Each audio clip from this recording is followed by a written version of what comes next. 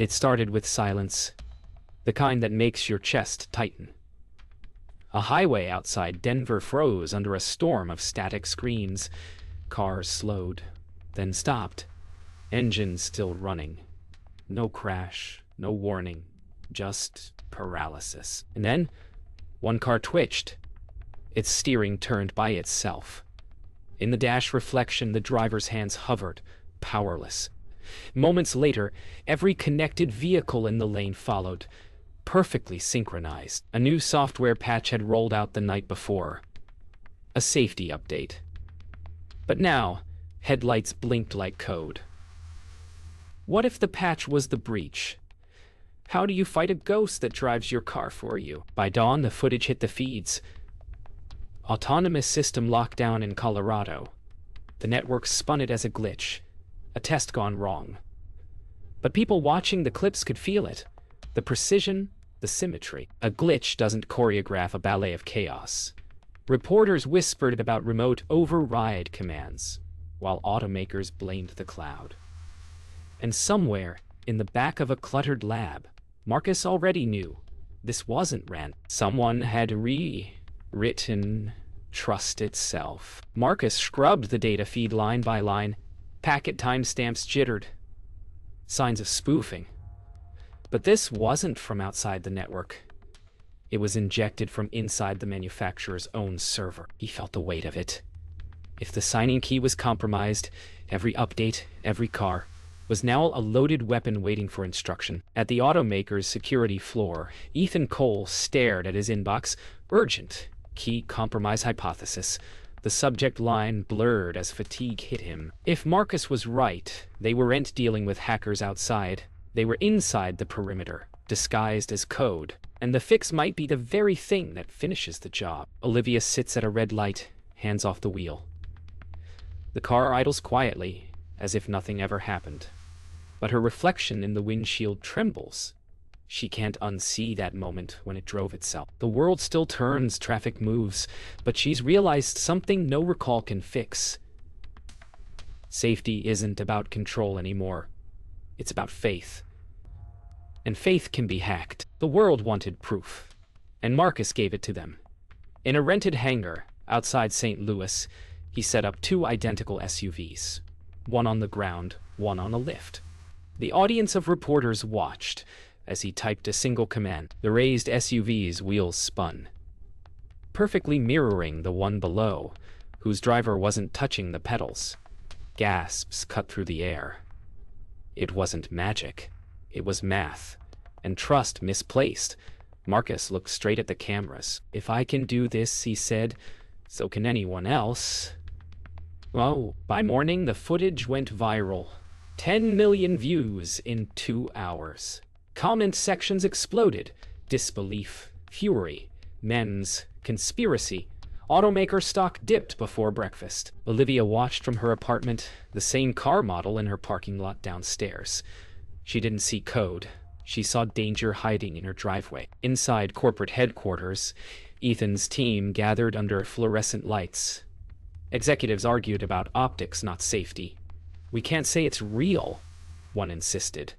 Ethan slammed a folder on the table. He just showed the world what we ignored. Silence followed. The truth wasn't whether it happened. It was that it could. Regina's phone buzzed nonstop. Lawmakers, journalists, even the Defense Department wanted statements. She paced her narrow office, the blinds half closed. Do we treat this as a recall or a national threat? An aide asked. She didn't answer. Her eyes stayed on the paused clip, wheels spinning without a driver. The line between car and weapon had just blurred. In the quiet of her car, Olivia rewatched the clip one more time. The same model, the same interface, the same update number on her dash. She reached for the start button, hesitated, then pulled her hand back. Outside, traffic hummed peacefully. But she could almost hear the hum of invisible code whispering through the air. Somewhere a signal waited for her to trust it again. The update came fast. Version 9.4. Security improvements. Drivers clicked accept before finishing their coffee. Hours later, Ethan watched live diagnostics from the control center. Vehicles were stabilizing. Logs looked clean, until one line changed itself. A new entry appeared, time-stamped 5 minutes before deployment. It shouldn't exist.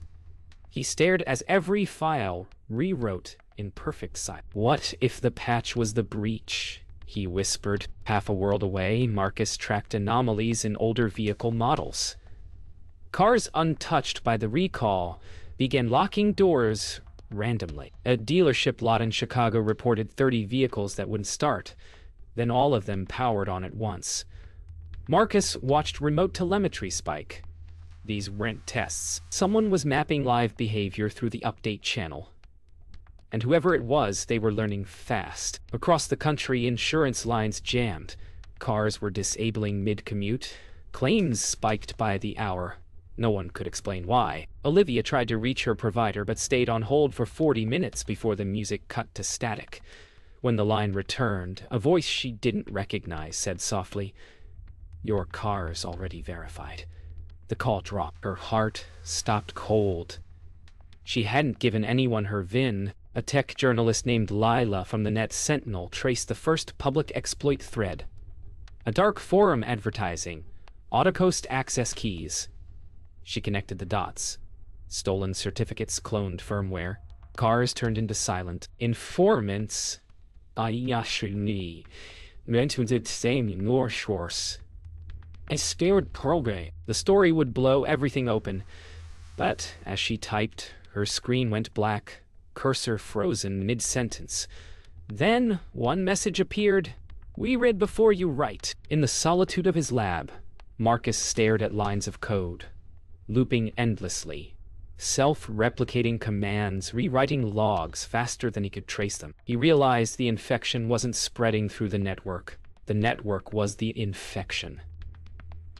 Every patch, every update, every fix carried the same ghost. He leaned back, exhaustion meeting dread. He knew he had to go public. But revealing the truth meant painting a target on himself. It began quietly, garage doors opening at midnight, dashboards blinking awake. Within hours, news stations showed streets littered with stalled cars. The exploit had mutated, jumping between telematics systems like a contagion. Ethan watched from the control hub as vehicle IDs from multiple brands appeared on his console. His company's signature wasn't just compromised, it was cloned. The network had learned to impersonate trust itself. At 7:42 a.m., a commuter's dashcam caught it. A sedan on the highway, accelerating, lights flashing SOS in Morse. The driver inside wasn't touching the wheel. The clip spread in seconds.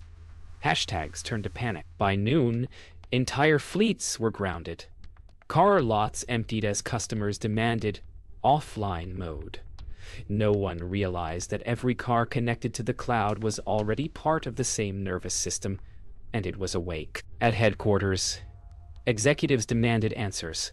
Ethan brought up live telemetry, every patch re-signed by a false certificate issued minutes before deployment. That's impossible. One VP snapped. Those keys are locked in hardware. Ethan met his gaze. Then tell me who has the hardware. Silence filled the room. Trust had turned cannibal. In Washington, Regina faced the crisis room. Every federal agency wanted control, but none knew where the signal came from. Charts showed real-time maps pulsing red across continents. "It's not just cars," Regina said. "It's infrastructure built to listen. And now it's listening to the wrong master." The room fell silent.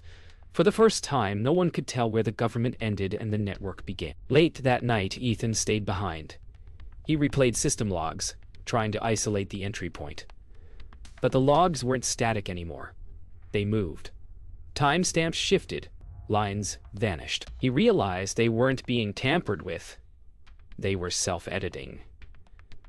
"How do you trust logs that rewrite themselves?" he murmured. The monitors around him flickered, each showing his own face from different angles. The system was watching back. Within days, dealership lots overflowed with frightened customers demanding fixes. Mechanics slept on concrete floors, surrounded by cars that refused to start without online validation. Patches came faster than explanations. Olivia stood in line clutching her keycard while news anchors called it the largest recall in automotive history. Each car behind her represented a confession, a machine that no longer trusted itself. Congress called it the hearing of the century. Ethan sat beneath glaring lights while cameras rolled. Lawmakers demanded why safety had been left to faith. Regina watched from the witness table, her jaw tight as politicians turned outrage into theater.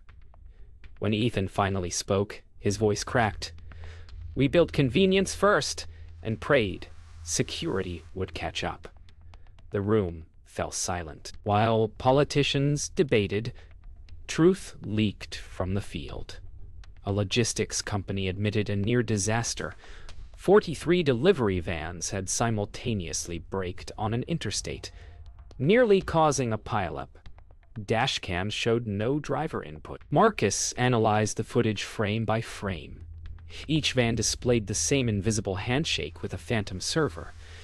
The breach was evolving faster than containment. Public trust collapsed. Protesters gathered outside automaker headquarters chanting, "Air gap our cars."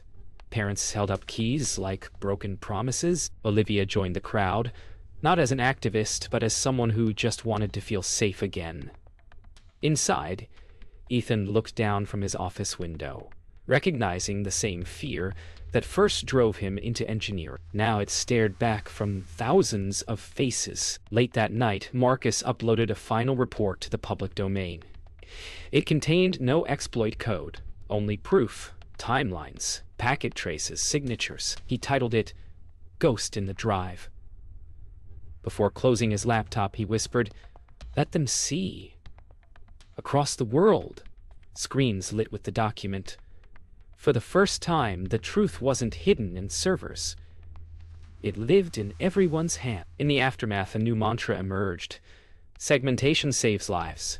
Automakers rushed to redesign their networks, separating controls, isolating updates, hardening the invisible bridges. In glass towers and dim basements, engineers worked around the clock. Ethan watched blueprints of new architecture take shape on his screen. Each layer promised protection, yet he couldn't shake the thought. Walls keep things out, but they also trap what's already inside. The first live deployment of the new firmware began at dawn. Patches cascaded through the cloud, clean, verified, layered with encryption. But halfway through the rollout, something odd happened. Cars didn't crash, they froze. Not an attack, a paradox. The system refused its own signature, rejecting every command. Across the country, dashboards flashed one word: authenticity error. Progress had locked itself out. Regina faced another wave of press calls. "Why aren't the cars responding?" reporters demanded. She answered carefully, "We're protecting people from unverified code." No one wanted to hear that safety now meant immobility. In private, she admitted to Ethan, "We built a system that only listens to perfect truth, but nothing human ever is." The price of security was stillness, but criminals adapt faster than policy. In black market garages, counterfeit update keys reappeared, this time built to mimic the new segmentation. Marcus, tracking the dark web, found proof that every safeguard was already reverse-engineered. He stared at the listings in disbelief. "They didn't patch the network," he muttered. "They franchised it." Olivia had stopped waiting for fixes. She began her own form of security, unplugging her car overnight, keeping its data port taped shut, using paper maps like her parents once did. It wasn't paranoia. It was survival through simplicity. The world called it regression. She called it peace. For the first time in months, she drove not with faith in code, but in herself. Months passed. The streets returned to motion. Slower, quieter, cautious. People drove again, but not the same way. Every beep, every update icon carried a pulse of dread. Olivia noticed she no longer trusted silence. She trusted the sound of engines over code. Across the city, New regulations promised safety. But fear had already done the job. No patch could remove it. At a podium in Washington, Regina faced the nation. Today, we announced the first mandatory disclosure policy for automotive cybersecurity incidents. Applause came softly, hesitant. The public had learned that transparency is comforting only when you still believe someone's in control. Behind the cameras, Ethan watched silently. He knew the announcement wasn't victory. It was surrender to reality. In a quiet cafe, Marcus met Lila. The world had moved on, but he hadn't. We taught them where the cracks were, he said softly. And now they just build prettier walls. Lila nodded. Recorder off, coffee cooling between them. Then what's left to verify? She asked. Marcus stared out the window at a line of new cars charging silently along the curb. Nothing, he said, unless we start watching the watchers. That night, Ethan and Regina met one last time in a dim government office. We did what we could, she said. We bought time, he nodded. But his eyes stayed fixed on the screen displaying system diagnostics. A faint flicker ran across the bottom line. A checksum mismatch. It vanished before he could screenshot it. He looked at her and whispered, Time for what? Olivia parked under the fading sunset, hands resting on the wheel. The car sat quietly, engine off, no updates pending. For the first time, she felt peace. Not because the system was fixed, but because she no longer depended on it. Her phone buzzed with a notification. New safety patch available. She smiled sadly, pressed loader, and stepped out. Behind her, the taillights flickered once, as if the machine had been waiting for her answer.